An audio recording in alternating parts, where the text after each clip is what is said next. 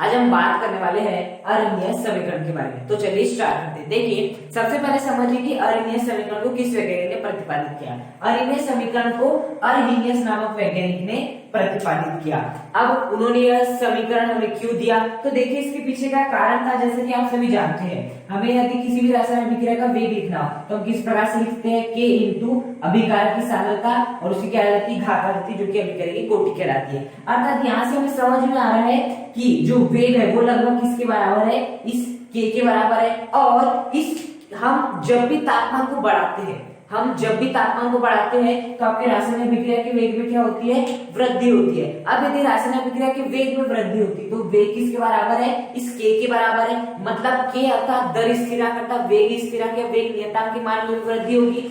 तो अर्नहेनियस नामक वैज्ञानिक ने जब भी हम किसी भी रासायनिक अभिक्रिया का तापमान को बढ़ा देते हैं तो उसका वेग बढ़ता है, ये भी जानते थे, लेकिन किस प्रकार से बढ़ता है, कितना बढ़ता है, उसे स्पष्ट करने के लिए उन्होंने अपना एक समीकरण दिया। और ये जो समीकरण था वो कुछ इस प्रकार था, T = AE - EA upon RT।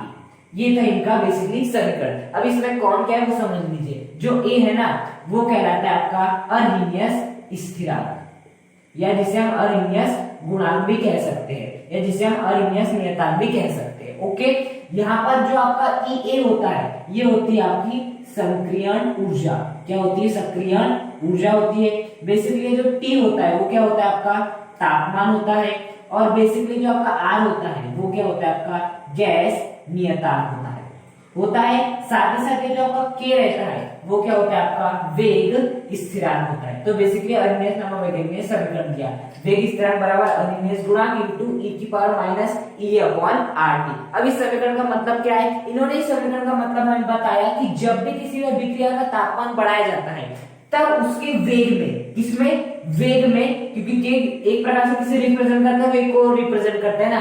तो किसी भी रासायनिक अभिक्रिया का वेग का तापमान जब बढ़ाया जाता है तो रासायनिक अभिक्रिया के वेग में चरघातांक की वृद्धि होती है। क्या होती है, चरघातांक की वृद्धि होती है। देखिए घातांक में क्या है, E/RT, मतलब कि एक चरघातांक के रूप में वृद्धि होता है। बेसिकली ये क्या आपके घातांक है और ये आपके चर E के ऊपर लिखा हुआ है। तो हम ऐसा बोल सकते हैं कि किसी भी रासायनिक अभिक्रिया का तापमान जब बढ़ाया जाता है तो उसके वेग में चरघातांक की वृद्धि होती है। क्या होती है, चरघातांक की वृद्धि होती है। तो यही क्या आपका अर्नहेनियस का समीकरण है। बेसिकली इसे ना आवृत्ति गुणांक भी कहा जाता है। जो आपका अर्नहेनियस गुणांक है ना, इसे बेसिकली आवृत्ति गुणांक भी कहा जाता है। ओके, और जो मैं बोला था ना चरघातांक की वृद्धि, तो obvious सी बात है ये जो E है ना वही क्या कहलाता है, आपका चरघातांक कहलाता है। ये हो गई चर और इसके ऊपर हो गई घात, तो बेसिकली ये क्या कहलाता है, आपका चरघातांक। तो अर्नहेनियस का समीकरण दिया और उस समीकरण का एक ही मतलब है कि हम किसी भी रासायनिक अभिक्रिया का यदि तापमान बढ़ाते हैं तो उसके वेग में चरघातांक की वृद्धि, ये क्या कहलाता है आपका बेसिकली चरघातांक, और ये क्या हो गई उसकी वृद्धि। तो चरघातांक की वृद्धि होती है। अब देखो ये क्या बेसिकली अर्नहेनियस समीकरण। हाँ, अब इसका हम क्या करेंगे, PM पोस्टमार्टम करेंगे।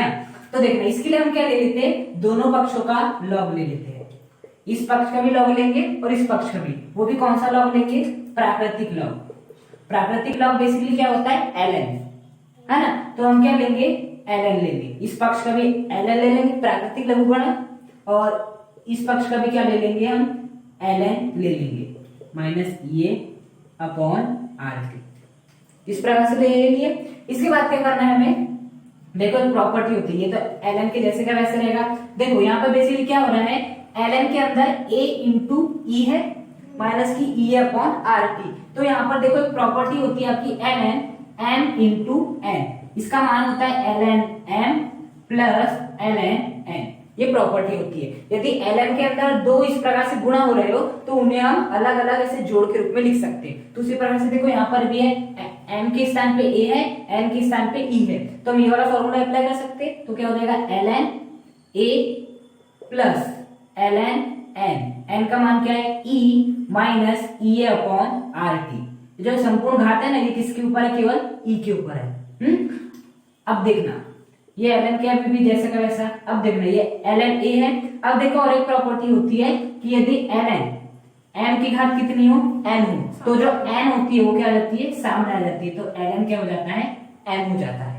जो भी घात रहती है वो सामने आ जाती है। तो देखो यहाँ पर वैसे करना है, ln है, m है, e है, इसकी घात कितनी है माइनस ई अपॉन आर टी है, तो माइनस ई अपॉन आर टी क्या आ जाएगी सामने आ जाएगी। तो देखो हम लिख लेते हैं प्लस ये ई अपॉन आर टी सामने आ जाएगी, जैसे कि यहाँ पर n सामने है तो क्या हो जाएगा माइनस ई अपॉन आर टी, फिर क्या आता है आपका ln आता है, तो ln लिख लिया, उसके बाद क्या आता है आपका m आता है, m क्या था आपका e था। तो लॉग मतलब कि प्राकृतिक लघुगणक की भी एक खासियत होती है कि जो घात होती है वो सामने आ जाती है। अब देखना जो आपके ln e का मान होता है वो कितना होता है आपका 1 होता है बेसिकली ln e का मान, है ना। तो इसके स्थान पे मैं क्या रख सकता हूँ 1, तो ln के is equal to ln a plus minus का e A upon R T, ln e के स्थान पे 1 और क्या हो जाएगा माइनस का ई अपॉन आर टी हो जाएगा। अब देखो जो कि ln की वैल्यू होती है ना वो कितनी होती है 2.303 इंटू लॉग, जो ln की वैल्यू होती है वो कितनी होती है 2.303 इंटू लॉग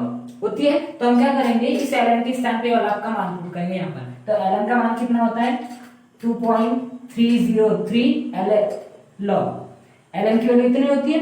उसके बाद k आपका जैसा का वैसा, यहाँ पर k आपका जैसा का वैसा इज इक्वल टू ln की वैल्यू क्या रख देंगे 2.303 उसके बाद क्या रख देंगे हम आपका लॉग, फिर क्या आ जाएगा आपका a आ जाएगा, क्या आ जाएगा आपका a, फिर क्या आ जाएगा प्लस माइनस क्या हो जाता है माइनस का e अपॉन क्या आ जाएगा आर टी आ जाएगा, e अपॉन आर टी आ जाएगा। अब देखो बेसिकली हम क्या करते हैं यहाँ पर भी 2.303 का भाग लगा देता हूँ और यहाँ पर भी 2.303 का भाग लगा देता हूँ, यहाँ पर भी किसका भाग लगा देता हूँ 2.303 का भाग लगा देता हूँ। तो बेसिकली हमें क्या प्राप्त हो जाएगा बेसिकली 2.303 लॉग क्या है आपका k है is equal to 2.303 log a, फिर क्या आपका माइनस का e upon R T.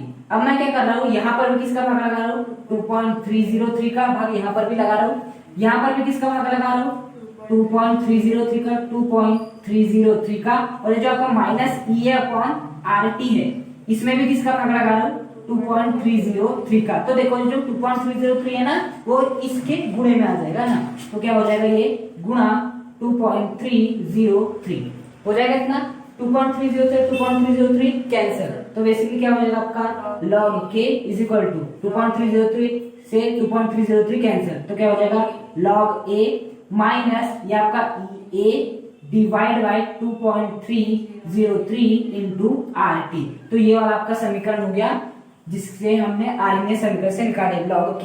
Basically k क्या आपका वेग स्थिरांक, a क्या आपका आरएनएस स्थिरांक या आरएनएस गुणांक, ये क्या है सक्रिय ऊर्जा, r क्या आपका गैस नियतांक और t क्या है आपका तापमान है। बेसिकली ये आपका फॉर्मूला होता है जिसे आपको किसमें यूज में लाना है न्यूमेरिकल क्वेश्चन में यूज में लाना है। तो ये कब की बात होगी जब आपको तापमान एक ही दिया है, मतलब एक अभिक्रिया दे दी है उसके लिए आपको k का मान ज्ञात करना है और तापमान केवल एक ही दिया गया है, तो ये वाला फॉर्मूला आसानी से लगा सकते हो। लेकिन यदि आपको मान लो एक ही अभिक्रिया दी है लेकिन उसमें क्या दिया है आपको जो टेम्परेचर का मान दिया है वो अलग अलग दिया है, मतलब कि एक बार उसने टेम्परेचर T1 माना है और एक बार टेम्परेचर T2 माना है। आपकी अभिक्रिया एक ही है लेकिन उस एक अभिक्रिया में उसने एक बार T1 टेम्परेचर रखा तो उसका जो वेग स्थिरांक निकला वो कितना निकला K1 निकला, एक बार उसने टेम्परेचर कितना रखा T2 रखा तो उसका जो वेग स्थिरांक निकला वो K2 निकला, है ना। बेसिकली T1 का मतलब 10 डिग्री सेल्सियस 20 डिग्री सेल्सियस कुछ भी हो सकता है, उसी प्रकार से T2।